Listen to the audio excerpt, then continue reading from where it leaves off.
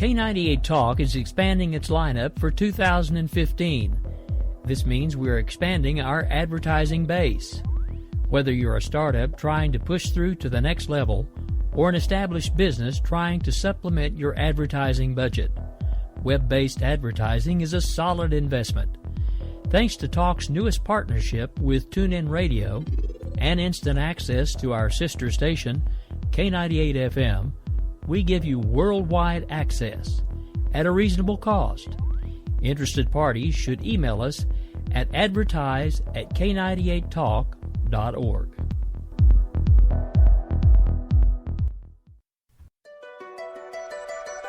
The leader in talk radio on the internet, right here on K98 Talk and the Spark Radio Network.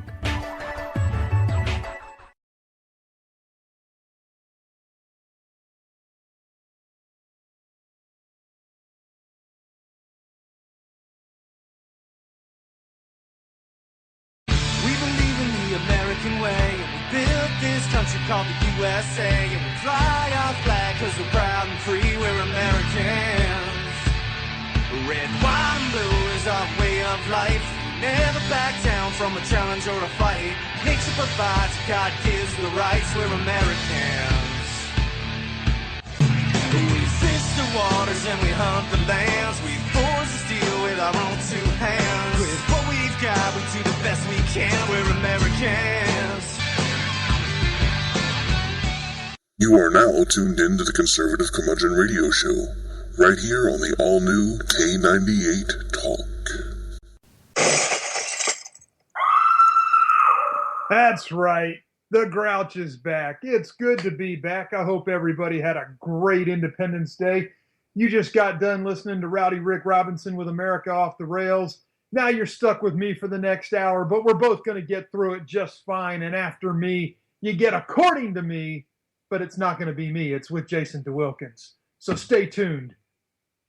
It is K98 Talk's Wednesday trifecta of winning. You are here now, right in the midst of it. We have so much to talk about. Not having done a show last week with the Independence Day holiday, I got to take a little road trip. Was glad to do that. It's just really great to be back in the saddle, though. A couple of things that have really piqued my interest today. There's this snot-nosed little brat out in California that goes by the name of Ariana Grande, who claims to hate America and Americans, even though Americans are putting millions and millions of dollars in her greedy little sniveling, rotten punk-ass pockets. And this snotty little brat was caught on video in a donut shop licking donuts that she was not buying. She was just licking them so that somebody else would come along and eat her spit later on. And then when busted on it, that's when she decided she hated America. Oh, but guess what? Now she's apologizing. And why is she apologizing? She's not apologizing because she's sorry. She's not apologizing just because she was caught. She's apologizing because she's already starting to take a hit in the wallet over it all. That's exactly why she's apologizing. And I don't like calling for people to boycott people, but I'm telling you what, this this anti-American bitch deserves to be boycotted and doesn't deserve one penny of anybody's money. I hope they ship her ass back home penniless and broke, wherever the hell she's from. All right, enough of that. Get my damn blood boiling already. We got to touch on the bakery in Oregon that is being fined $135,000 for refusing to bake the cake for the gay couple. I saw where Herman Cain had posted on Twitter a little while ago that they have raised more than enough money to cover the fine imposed by the state. Thank conservative good people of conscience and faith for putting their money where their mouth and their heart is and helping these good people out. They are being absolutely railroaded by the state of Oregon. In a nation where people are allegedly free, these people are being told they can't even talk about their religious beliefs. And folks, let me tell you something. Whether you have religious beliefs or don't have religious beliefs, for a state or the federal government to tell you that you can or cannot talk about them is complete bullshit. And I'm sick of this totalitarian type attitude that governments on either the state, local, or federal levels are taking against American citizens, and it needs to come to a halt. And if it halted last year, it'd be a year too late. So anyway, that's what's vexing me right now, current. Okay, we're going to back up a little bit. Last week, I had the opportunity to go see the mother of a friend of mine, Seaman Vincent Ulmer, who was killed on the United States coal. Some of you veterans out there will remember when the coal was hit by a missile, a missile or a bomb or a torpedo, however you want to call it. They were hit by quote unquote accident, whatever you want to call it. But several good men, in addition to my high school friend and basketball teammate Vince Ulmer, were killed on the USS Cole. And I got to see his mother last week and just reiterate to her what a special young man Vince was, and how we are worse off for not having him with us still. Vince, you and your family remain in my prayers, brother. I love you and I always will. And now, on to the hard news. Unemployment continues to be a problem in America despite Obama's quote-unquote recovery. We have a record 93,626,000 Americans that are 16 years of age or older that did not participate in the nation's labor force during the month of June. The labor force participation rate dropped to 62.6%, according to the Bureau of Labor Statistics. This, my friends, is a 38-year low. 38-year low in Obama's recovering economy. In June, according to the BLS, the nation's civilian non-institutional population, consisting of all people 16 years of age or older who were not in the military or in an institution, hit 250,633,000 people. Of those, 157,037,000 participated in the labor force by either holding a job or actively seeking a job. Now, get that, folks. This is not the unemployment rate. God knows what that really is. Bernie Sanders recently attacked Obama for hiding unemployment numbers. Bernie says our unemployment rate is really 10% plus. Bernie, I think you're even a little shy on that. A lot of people that look at real unemployment numbers are saying that our unemployment rate is somewhere between 28 and 38% if you get right down to the nitty-gritty of it. But anyway, this is the labor force. Okay, these are people that either have or are looking for a job.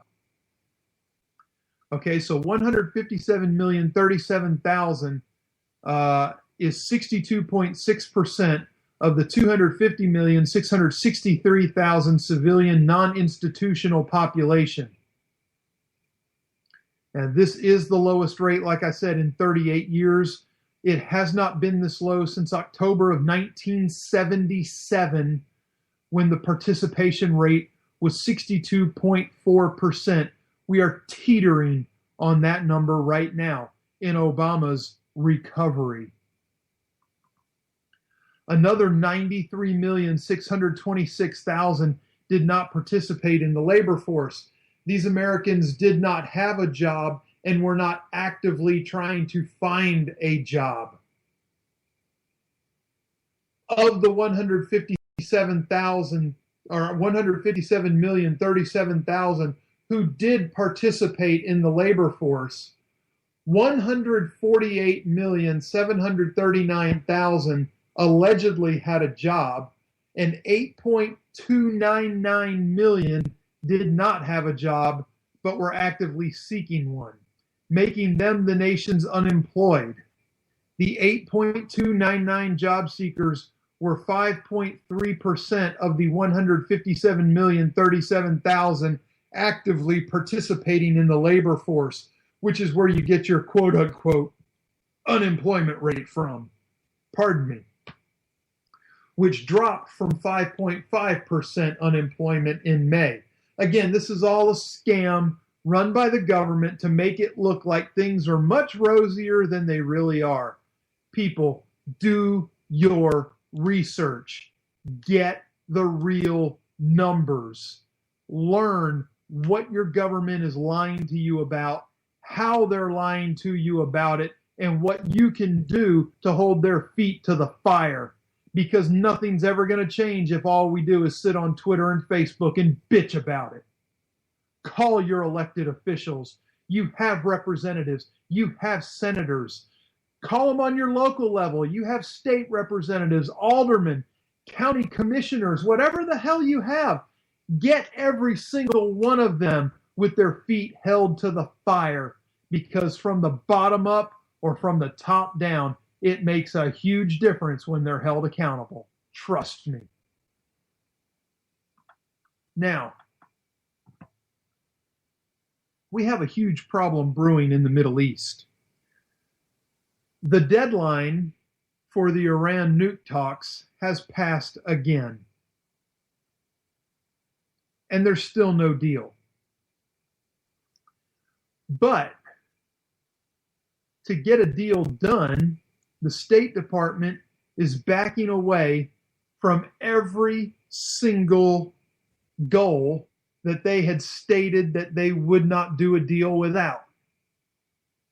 They're walking away from the inspections. And what this is showing us, folks, is that the Obama administration and in turn John Kerry's State Department have only one thing in mind. They want to bring a deal to the table, no matter how bad it is, so that they can talk about how, oh, we just have better diplomacy and we reached out and we were able to do this and we were able to do that and look what we did. This is not about what's good for us and good for our allies. This is all about ego stroking. Okay? Now, just to give you an idea here, okay? Responding to a question about how the administration will explain its shifting statements on key elements of an Iran nuclear deal, a senior U.S. official at the talks in Vienna said what the Americans will ultimately care about will be the quality of the overall final agreement. Okay, yeah, we do care about the quality of the final agreement, and you're giving away everything that makes it a quality agreement. Not that there is a quality agreement. The only real quality agreement is no nukes for Iran. Now, the official who spoke in the background was asked the question after telling reporters Monday that the Iranians will not be expected to allow the IAEA, that's the International Atomic Energy Agency, inspectors to access military sites, since that would not be quote-unquote appropriate, and the United States would never agree to such access to military sites in the U.S.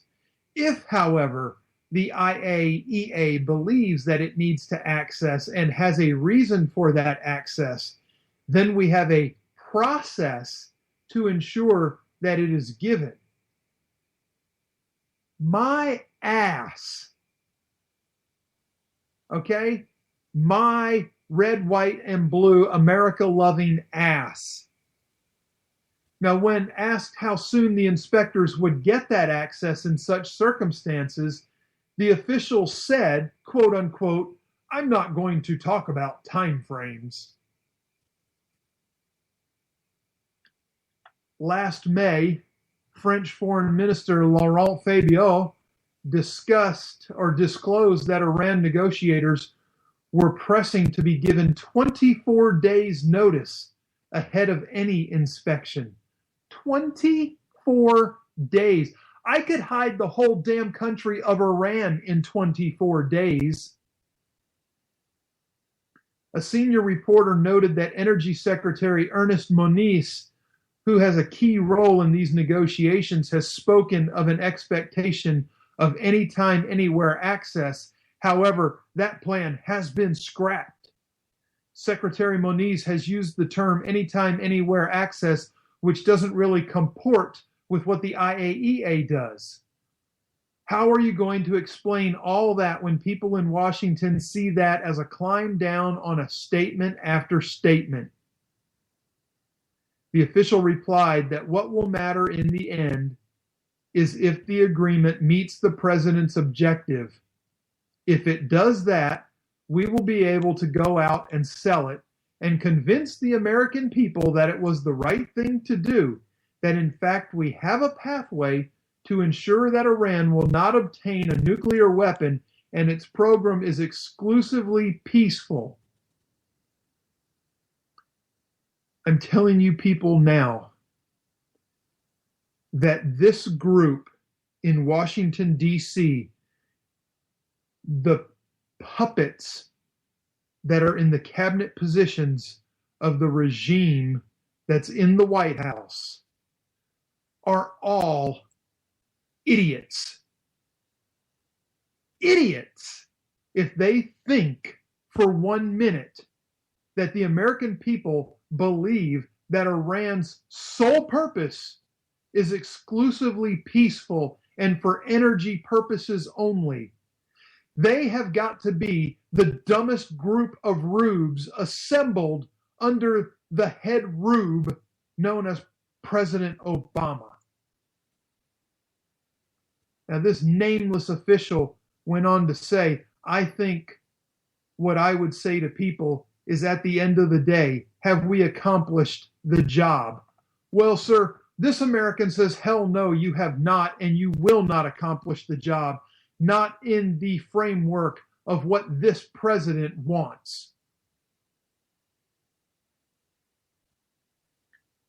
This guy goes on to say, have we made it real that Iran will not obtain a nuclear weapon and that we've shut down the pathways to fissile material for a nuclear weapon and that we have a firm, durable way to know, in fact, their program is exclusively peaceful in a durable, verifiable, long-term manner. And if we can answer those questions, I think that's what people will care about.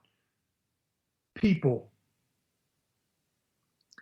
If anybody out there is truly this stupid, please tear your voter registration card up. Pack your bag. I will book you a seat next to Russell Brand with a one-way ticket to Syria so you can get the hell out of ruining my country.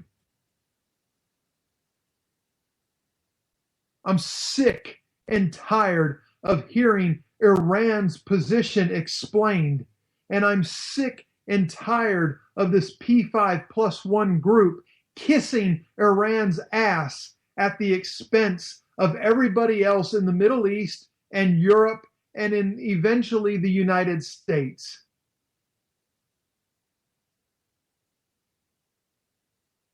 Now, measures have been put in place to extend, I can't believe this, like for the fourth time now, they are extending the negotiations. Why not just quit extending them and just put a non-binding, we'll get to the end when we get to the end on it? At least people will respect the honesty, if not the more honesty behind it.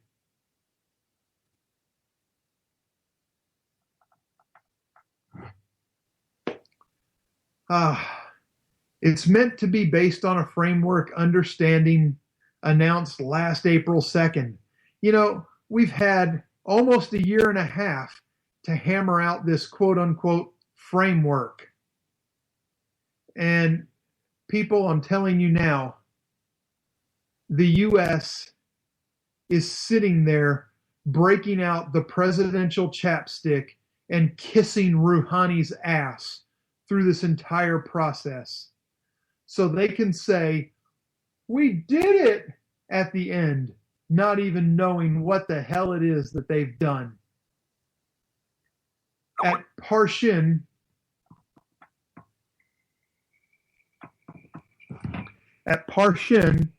a military site near Tehran, the IAEA suspects testing of high explosive components for a nuclear weapon have already been carried out.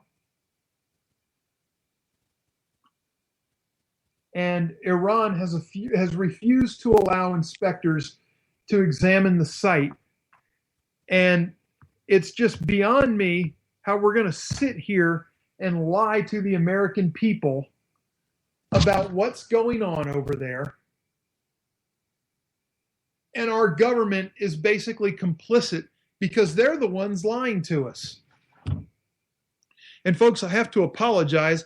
I got so wrapped up so quick that I didn't even give out the phone line.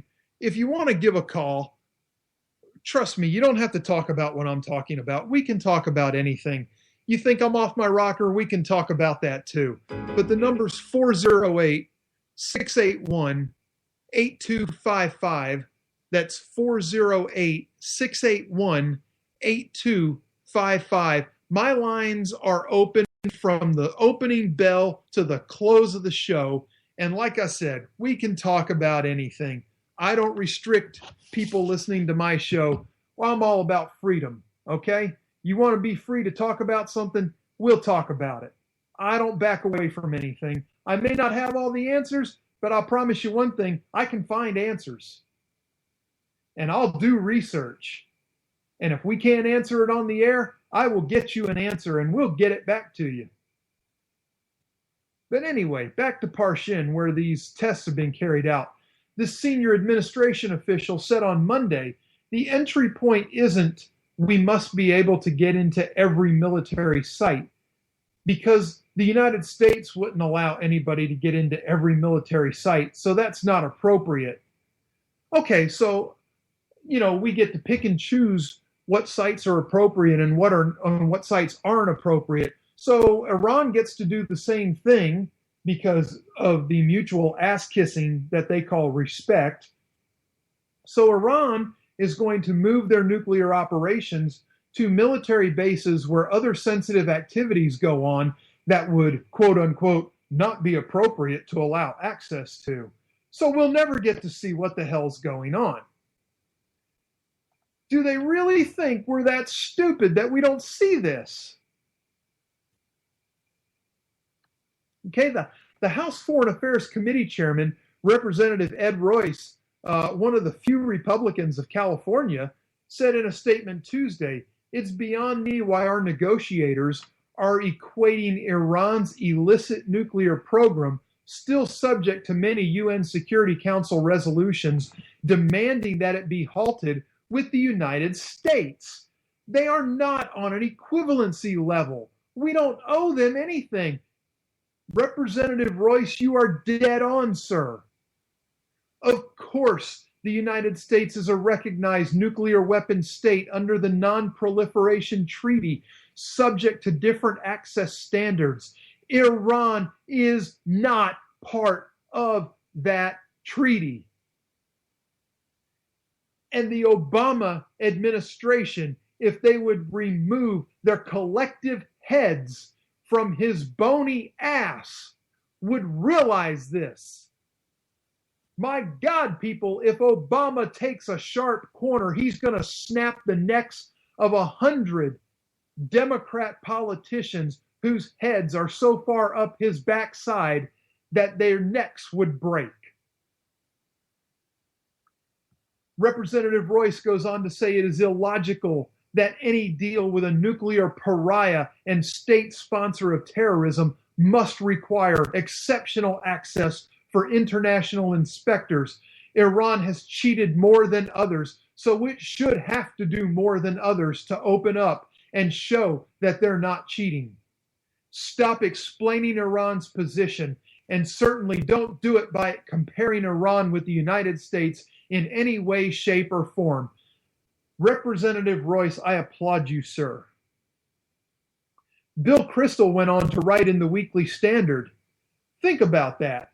The American official argues that Iran, a rogue regime that sponsors terror and that has lied about its nuclear program, and that it is under sanctions precisely because it had proved time and again it cannot be trusted, should be held to the same standards as the United States. Simply amazing. Well written, Mr. Kristol. I'm not always a fan of yours, but well done there. It turns out that the left's old doctrine of moral equivalence between the Soviet Union and the U.S. has been replaced by a doctrine of moral equivalence between any damn buddy in the world and the United States. Anytime, anywhere access is an overly broad metric entirely divorced from what is needed is what Obama's administration is arguing.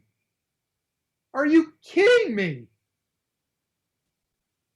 A good nuclear deal, they say, will include the latter via implementation of the IAEA additional protocol. To reject a deal based on an unnecessary and unattainable benchmark would be the height of recklessness, leading to diminished inspections and nuclear sites and no access to those suspected of harboring covert activities, said Obama's man, Ryan Costello. I can't even fathom the level of stupidity that this group representing our country is putting on display in these talks. Now, folks, we're winding down to the bottom of the hour. It's time to take a quick break. When we come back, we're going to do some quick discussion on the International Monetary Fund and something that you may or may not be aware of. And then we've got a few other things to talk about. So definitely stay tuned. And we have another half hour of the Conservative Curmudgeon Show when we bounce back from these messages. Oh, but ain't that America for you and me? Ain't that America? Something to see, baby. Ain't that America? Home of the free, yeah. Not on my watch, our military service members say, as they volunteer to serve, as they move out, stand firm, and take fire. So not on our watch, we say, to the severely ill or injured veterans who can't get the care they deserve to live full and independent lives, even when there's no government funding or a nursing home seems like the only option. We won't leave one warrior behind. Not on our watch. Join us at findwwp.org.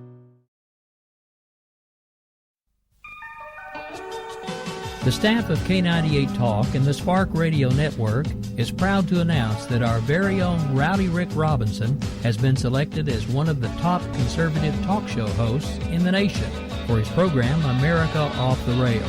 Again, congratulations to Rowdy Rick Robinson for a job well done and another reason to stay connected to K98 Talk and the Spark Radio Network.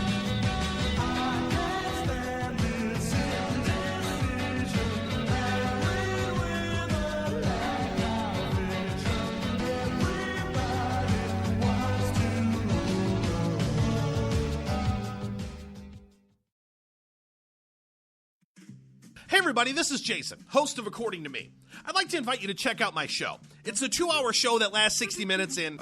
listen, I hate to interrupt, but one thing I can do is read off a script. Just say, let me be clear a lot. It works. President Obama, I can handle this. It's a radio promo. I'm not green. I've done this before. Did someone say green? Now, Al Gore is here. Listen, I'm just trying to record a radio promo. Do you mind? Now, do you say good things about me on the show? No, not at all. But if it makes you feel any better, I rip on Republicans just as much.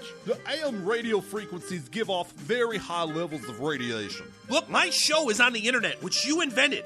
Can I just do my promo? I got a pen. I can veto that, you know. I know you got a pen. It's not a law. It's a radio promo. Listen, just listen to my show. Barack Obama and Al Gore hate it, so you're going to love it. Here's an executive order. Don't listen to his show. He doesn't like me. He's racist. And he doesn't recycle either. That's it. I'm done. It's According to Me, Wednesdays, 10 p.m. Eastern, right here on K98 Talk.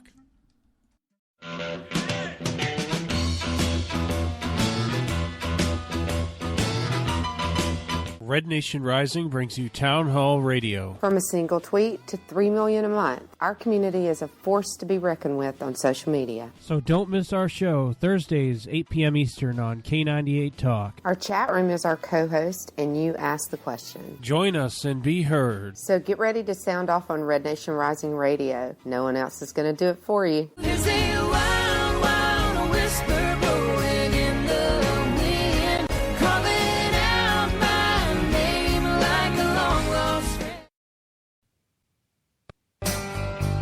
But ain't that America? You and me. Ain't that America? Something to see, baby. Ain't that America? Home of the free, yeah. Home of the free. Or so we're told anyway. But it seems those freedoms are eroding ever quicker, friends. Welcome back. We're here to fight for them. And that's what we're going to do. Now, you may or may not know what's going on across the ocean with Greece. They have become the very first developed, quote unquote, developed country to default on their debt. Greece is in a financial turmoil that the European Union is trying to help them fix. And for the life of me, what I don't understand in all the negotiations that are going on is how in the hell all these other nations that are part of the Eurozone are allowing Greece to dictate the terms of how they're going to help Greece. The best way to sum this up, and I don't remember who tweeted this, and I apologize for that. It was one of the best things I had seen in a long time, though, especially in dealing with Greece's financial crisis. And it was very simple. It started off with Greece saying, hey, Germany, we voted to allow you to loan us more money. To which Germany replied, no, thank you. To which Greece replied, why do you hate democracy? It really is that simple, folks. It really is.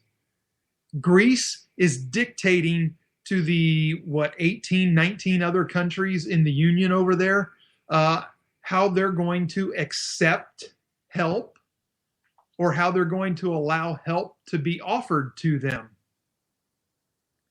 This is absolutely ridiculous.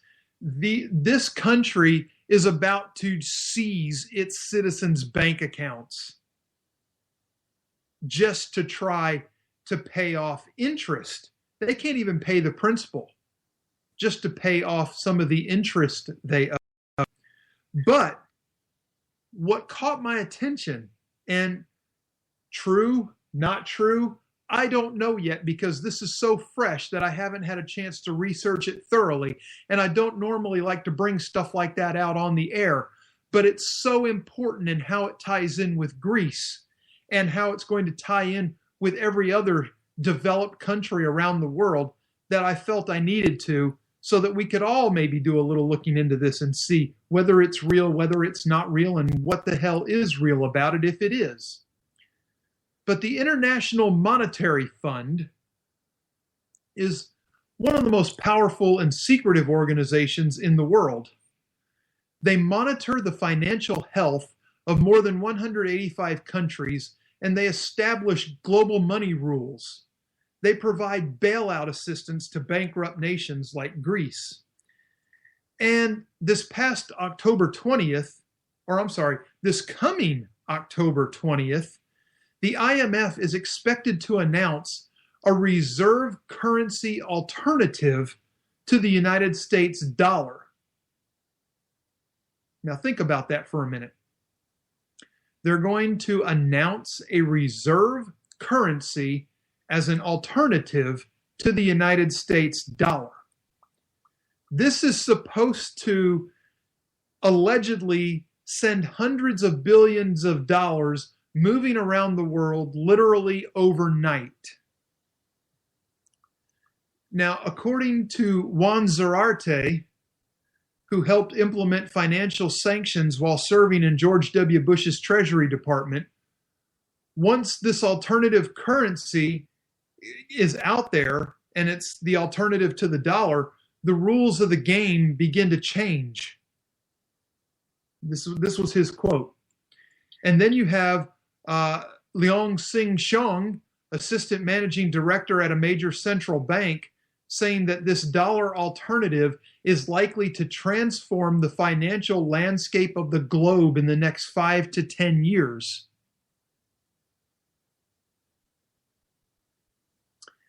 So according to a currency expert, Dr. Steve Shagurd, he was recently on CNBC and Bloomberg Money.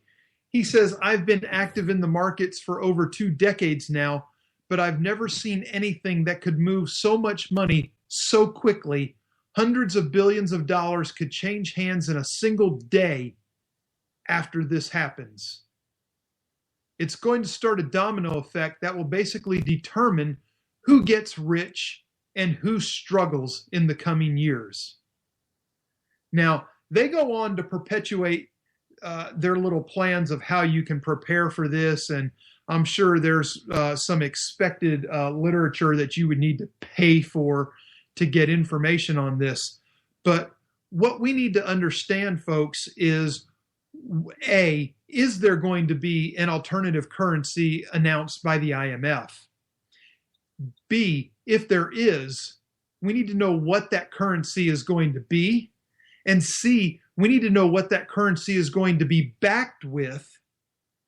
You know, like we used to back ours on the gold standard. You know, we don't do that anymore, but, you know, here nor there. We need to know what's going to back this alternative currency. Okay? And this is going to affect you whether you just have cash on hand, whether you just have $1,000 in the bank. It's going to affect you. This is going to affect people that have 401ks. This is going to affect people that have these huge mutual funds and hedge funds and these huge portfolios, the multi-billionaires all the way down to the thousandaires, to the hundredaires. It's not going to matter, folks. If this happens, it will affect us all financially. And I don't know about some of you, but I'm at an age where I can't afford to have my finances upturned this close to retirement. No, I'm not that old. I am planning to retire a little early. But in order for that to happen, I need for my money to be exactly what I think it's worth, when I think it needs to be worth that. And this is not going to help. So I will be researching this further in the coming weeks, and I will have more information on it as I find it. So anyway, we had some fun this past week with Hillary. Her little parade of roping the reporters off like herded cattle. And you know what? A lot of people got upset about this, and even I did at first. I was, you know, as somebody that has been a credentialed member of the media, I would take high offense to being treated this way in an allegedly free country. But the more I thought about it, and the more I saw where some media agencies were just reporting that it happened, there was no real outrage by the media over this kind of treatment. So you know what I say? I say to hell with the mainstream media. You deserve to be treated like that if you're going to stand by and take it. Campaign aides for Hillary roped off reporters, keeping them away from the candidate as she walked and talked with potential voters during an Independence Day parade in New Hampshire.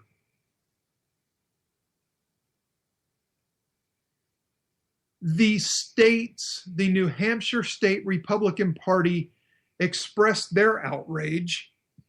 The press corps was said to have been frustrated.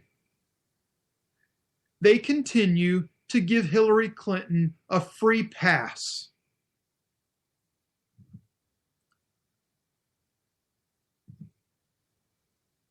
Hillary Clinton, according to the New Hampshire State's grassroots campaigning,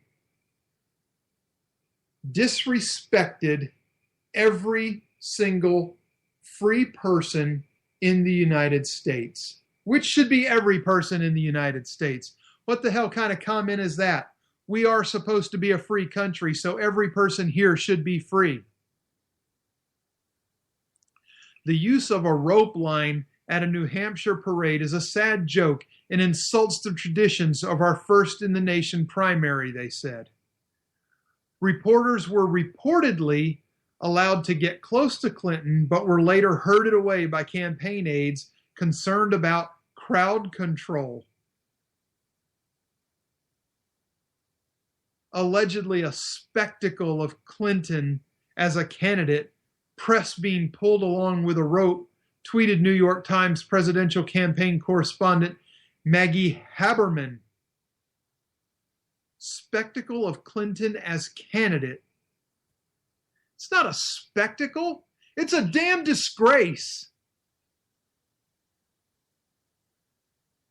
that this political polyester princess, the powerhouse of pantsuits, had the unmitigated gall to rope off the media like fucking cattle.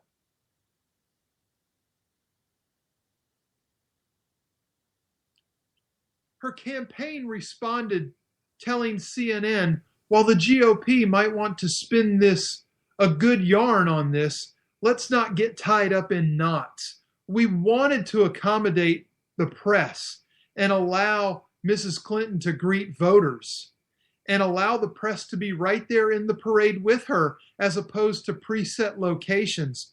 However, the optics of reporters being corralled along at the event in Gotham, New Hampshire, did not look good and added to the criticism that Clinton, unlike other 2016 presidential candidates, is shielded from reporters and their questions, and as a public figure is cloaked in secrecy. Well, damn it, you know what? That's because that's exactly how she portrays herself. She takes the cake and ice cream interviews, the cake interview being from CNN. That was not a real interview. The ice cream interview was even a bigger joke.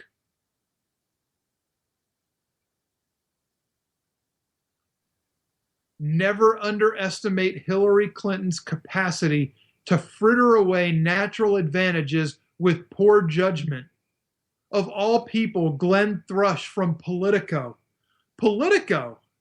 who has their head wedged up Clinton's and Obama's backsides.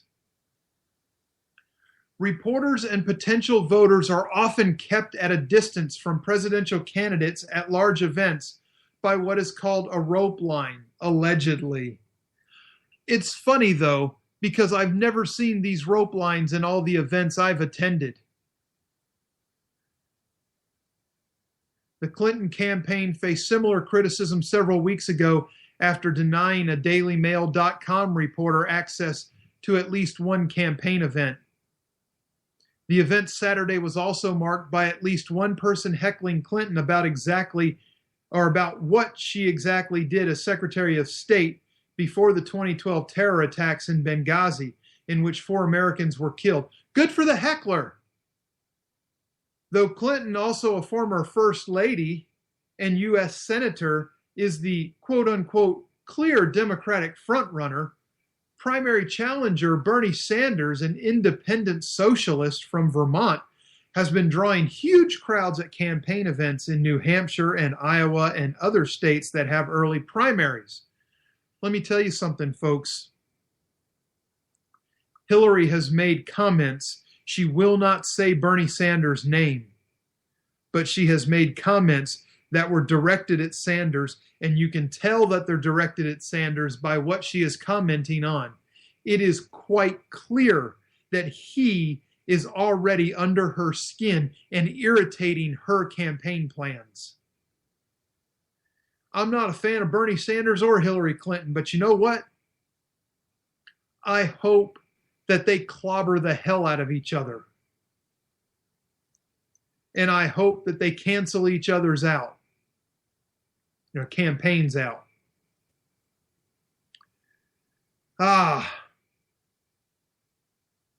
So what else do we have? Here we go. This was also good. We're going to tie it back to Greece for a minute here, because with all that's going on in the world, the last thing anybody would think about would be a paradise type nation, island nation, protected United States territory that goes by the name of Puerto Rico, to come out and say that they are about to default on their $73 billion of debt, declaring the debt unpayable. Puerto Rico's finances have been a disaster for quite some time, but the scale of their potential municipal default makes the crisis surprising nonetheless. The news of a default certainly came as a surprise to Puerto Ricans, who had consistently been told by Governor Alejandro Garcia Padilla that the government would pay its bondholders on time.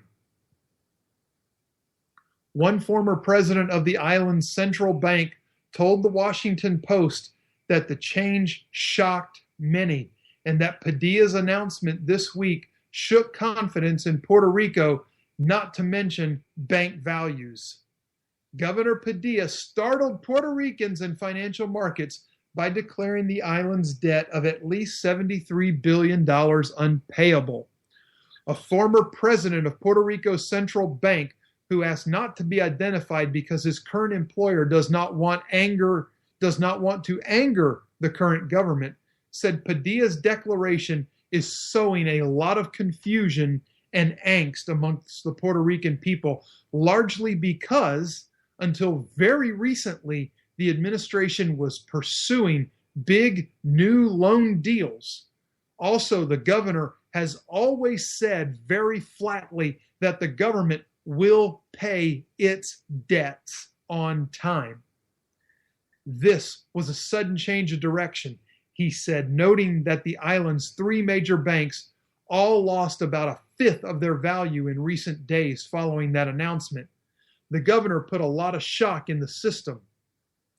Padilla's message was delivered in a televised address to the Puerto Rican people, but it was aimed at both policymakers in Washington and investors on Wall Street who he hopes will come to the table and help forge a long-term solution. Let me tell you what a long-term solution would be. Quit wasting your damn money. Puerto Rico and Padilla, Senate Democrats want to open up a short-term solution for Puerto Rico and Padilla, and they want to open up access to Chapter 9 bankruptcy. This is the same mechanism used more recently by Detroit and Stockton, California. It allows for an orderly rebalancing of assets and liabilities and offers some protection to investors where a default offers none at all. You know what? I'm tired of the damn bailouts. If Puerto Rico can't pay its debt, let them frickin' sink. However, the Chapter 9 It also puts the balancing act in the hands of the court, and in most cases, the politicians who created the crisis. Senate Republicans, on the other hand, are not very keen on Chapter 9. The Chapter 9 proposal has faced opposition largely from conservatives who label it a bailout, which occurs when a company or country is given financial assistance, and some who prefer that Puerto Rico be placed in receivership. Under Chapter 9, the island's government can work out a payment scheme with creditors under a plan that must be approved by a bankruptcy judge. It has been used by Detroit, Harrisburg, Pennsylvania, Stockton, California, and other communities faced with the inability to pay off borrowing. It's exactly what Greece is looking at, people. They already took one loan to try to pay their creditors. Now they can't even service the interest on the loans that they took out to cover their bailout. It's a damn never-ending cycle, and it has to come to an end somewhere. Conservatives want a more extensive solution that addresses the island's structural problems, especially its reliance on public sector unions and bureaucratic approach to the economy. Former congressional hopeful and Green Room contributor Jorge Bonilla wrote about the endemic problems of Puerto Rico 4 years ago, calling Puerto Rico the ghost of Obama's failure. 50 years of unfettered progressivism have placed Puerto Rico in a situation where there is an abundance of government and corruption and no real solutions. There's going to be a fight in D.C., folks. Right now, the conservatives have the majority, and by God, I hope they stick to their guns and make Puerto Rico hold out to this.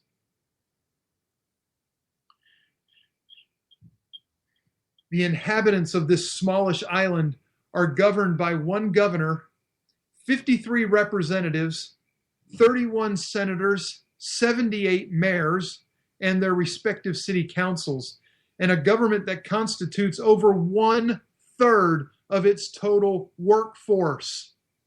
When we combine this workforce with recipients of transfer payments, over 60% of the island's population depends on the government for income, whether partially or totally.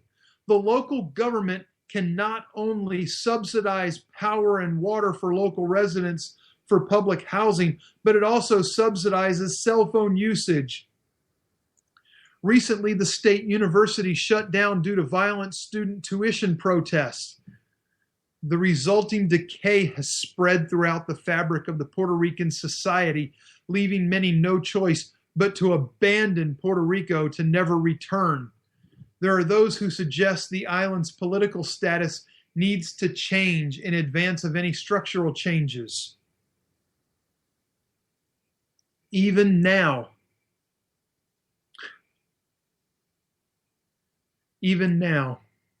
popular Democrats and New Progressives who identified as Democrats and even Republicans, including Governor Fortunio, who was once touted as a vice presidential hopeful because of his early dismissal of over 20,000 government employees. Since then, he has embraced Obamacare, yet it's still facing a brutal reelect. The current Commonwealth status can prosper if run conservatively. Conversely, statehood can only aggravate the island's problems if they are left unaddressed. I cannot fathom the stupidity of people that do the same thing over and over and over and over and expect different results. That this train has hit this week, we're accelerating when voters sent Fortunio packing in favor of Padilla. Giving Puerto Rico access to Chapter 9 only provides a band-aid to the acute issues, and it does nothing for the chronic fiscal and political ills that brought this crisis to pass. Nor should the U.S. contemplate a simple bailout for the same reason. It won't fix the problems. All right. So enough for Puerto Rico. We're going to start to wrap this up. We didn't get to everything, but that's okay. it was a 2-week show wrapped into a 1-week punch, much like Jason DeWilkins does a 2-hour show wrapped into 60 minutes. And Jason is coming up right behind me, so do stay tuned for According to Me with Jason DeWilkins. Tomorrow night on K98Talk.com, you get the big enchilada, Red Nation Rising, tomorrow night, followed by Game On with JD and Stacy. On K98, I am your favorite Grouch, and I will see you next Wednesday for the Conservative Curmudgeon Show. God bless. Take care, everybody. I will catch you next week. Oh, ain't that America? You and me. Ain't that America? Something to see, babe. We believe in the American way, and we built this country called the USA, and we fly our flag because we're proud and free, we're Americans. Red, white, and blue is our way of life. Never back down from a challenge or a fight. Nature provides, God gives the rights, we're Americans.